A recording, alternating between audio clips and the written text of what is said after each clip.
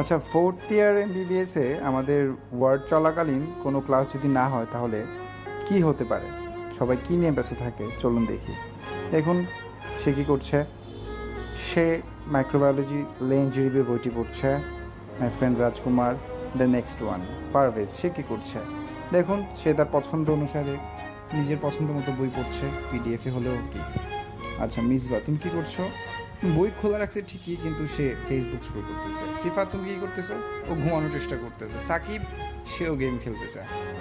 আচ্ছা রিয়া, তুমি কী করছো? সেও গেম খেলতেছে।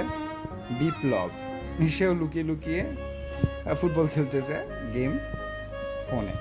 আমাদের সবচেয়ে নিয়ম নিয়মানুবর্তী ছাত্র জাহিদ, সে পড়তেছিল। এইদিকে একজন তো ঘুমাচ্ছে।